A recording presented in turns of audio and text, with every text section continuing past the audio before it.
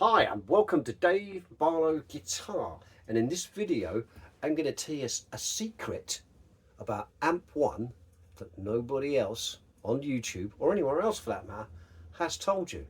Not even Thomas Blug, as far as I'm aware.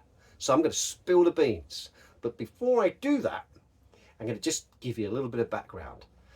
Firstly, for anybody that don't know who I am, during the day I repair guitars and amplifiers, and when I'm not doing that I'm playing in a band a lot. We'll come back to that. So during the day, Monday to Friday, my job is to fix these amplifiers. That's what I do, that's my living. I'm self-employed. I've got a workshop at the back of my house. People come round to my house or phone me up and they drop their gear in and I repair it, and I repair hundreds of these, hundreds and hundreds every year for people. Mostly tube amps come in. I get the odd, I'm just looking now, I get a few tube amps here. I've got some like powered speakers, monitors, the odd keyboard comes in, loads of guitars. That's basically what I do, just so you know, in case you didn't know. So also, in case you didn't know, I use Amp 1. So that's part one of this video over with. I'm going to hit you with part two, and the part two is where I'm going to tell you this stuff that nobody else is telling you about Amp 1. So let's do it. Right, first things first. This is my Amp 1. This is a Mercury Edition, not the silver edition. I had one of those. This is a Mercury. You might notice that the knobs are not the right ones because I changed them to these knobs, so when I look down when I'm playing my guitar I can see exactly where I am, because I can't see the numbered ones that well in the dark. So yeah, I've changed those. And also you might notice that it's a little bit dirty because I've worked it pretty hard. It's obviously the same as everybody else's. There's nothing different about this one at all. It does exactly what everybody else's does. It's no different, it's just been worked really hard. So I've taken this off my pedal board. I'm going to put it back on my pedal board now, and I'm going to tell you this thing which you really need to know. I know I keep going on about it, and I apologise, I'm teasing you now, but let me put this back on the board and I'm going to hit some numbers on you.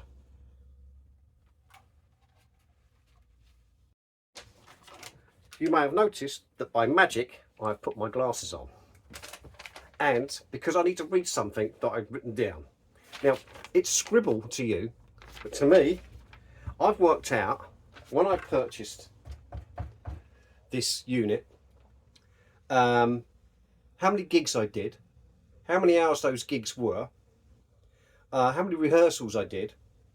I didn't count practice at home with it. I didn't count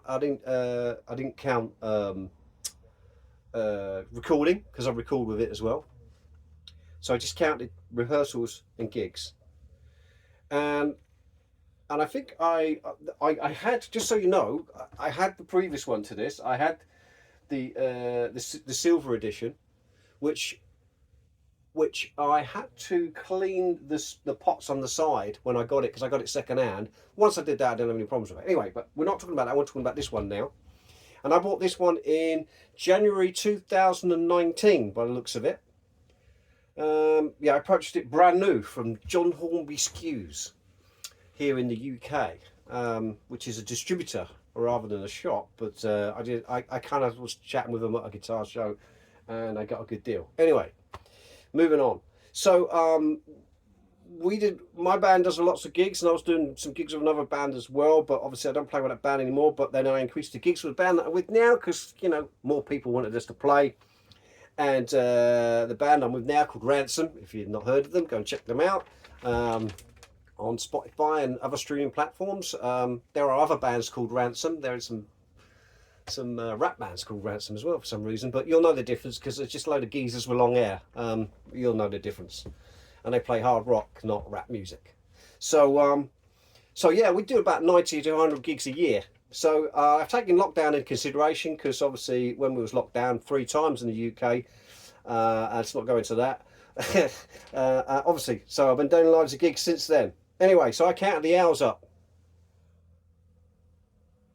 and the hours run to 1040.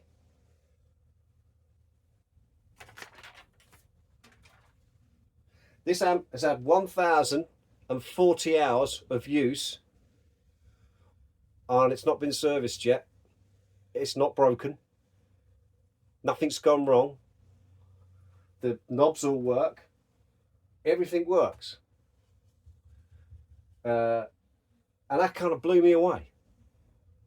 And that is the secret that nobody is telling you about Amp 1. And I have no idea why they're not telling you about that, because I think it's absolutely phenomenal that an amplifier can do that many hours without any servicing. Yes, I get my little brush out every couple of gigs and brush the crap off it, because it gets a lot of crap on it. But that's it. I don't think having a pickup, a pick holder on it makes any difference either. The fact that when it's transported in a hard case, I think probably helps, you know, with any kind of amplifier. Yeah, and just so you know, I've been through 1, 2, 3, 4 different effect setups because they just die and break and stuff. So I'm on to my 4th one, which is a Plethora X3. You know, how long that'll last, I don't know. But this amp is outlasting pretty much everything. The only other thing that I would say is that the wah pedal I got was a Q, I don't know, it's a Q, I don't know, you just press down on it, it just wah-wahs. I can't remember what model it is. But that's gone wrong a few times and I've managed to repair it, but this hasn't gone wrong at all. Let me just change the camera angle, because I just want to show you something else that's kind of really important. So okay, so we're back. It's actually in the hard case, and this is how it looks. There's no leads hanging out the back or anything like that. Basically, obviously the output goes to the speaker in there, and the guitar input goes in there, or the wireless input goes in there. That's it. It's a very tidy board. Yeah, and obviously, if you can imagine it, you know, I'm playing pubs, clubs, festivals, outdoor, indoor, you name it, everywhere. Bits of grass getting here and all sorts of stuff. And it's pretty crazy when you think about the amount of beer that gets spilt everywhere. And we're talking between 90 and 100 gigs a year. I mean, each gig is over 2 1-hour sets. So you're talking 220 a gig hours, nearly 2.5 hours, I suppose. So, you know, it's working hard. I mean, this amp works hard. The only thing I would say is, if you see this unit here, this is the like the MIDI board, the remote one that's supplied. There's a couple of things, you know, every now and then I have to take this apart and clean out the switches. So if you're on a dirty floor and it gets caught on your feet for some reason, you know, you get dirt down here, and every now and then the switches won't work properly. Easy, you just take it apart, clean it up, put it back together again. That's the only thing about this rig that I've had out a couple of times. And obviously you get dirt falling this crevice here. I don't know whether you can see that. I mean, come on, Thomas, that's a really bad idea. But anyway, he's obviously trying to protect the knob from breaking, I'm sure. But anyway, so yeah, that's the only problem that you get with this rig.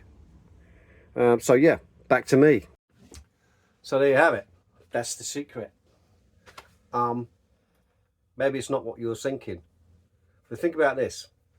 I repair amps all day long, but I don't use... I repair tube amps all day long, but I don't use a tube amp in the traditional sense. This is a tube amp, by the way. A lot of people get it all wrong. They think the little tube in it is a preamp tube. It's not. It's a power amp tube. Just trust me on that. So, yeah.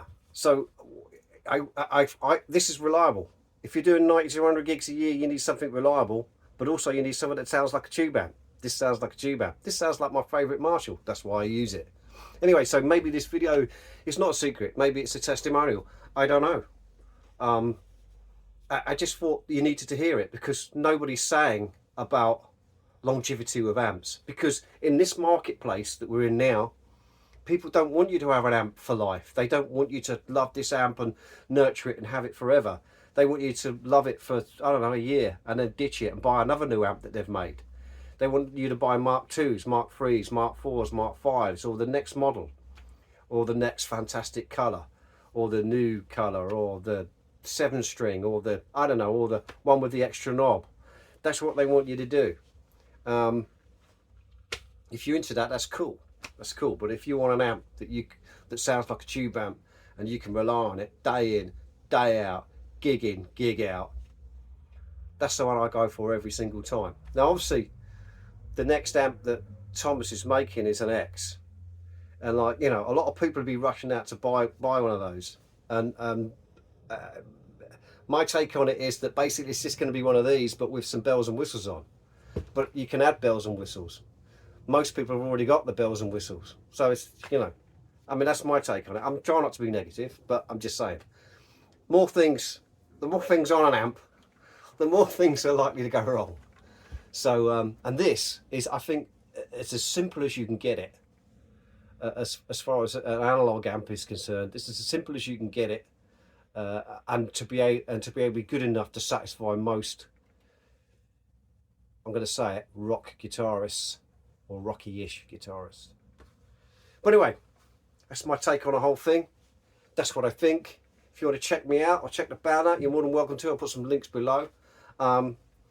You can follow me, subscribe, do all that stuff, because that always helps in the algorithms. But anybody that knows me, I only put out a video when I feel like I've got something worthwhile to say, rather than put something out every other day or every week. I just, when I got something relevant that I think you need to know, I'll put it out. And until the next time, I'll catch you later.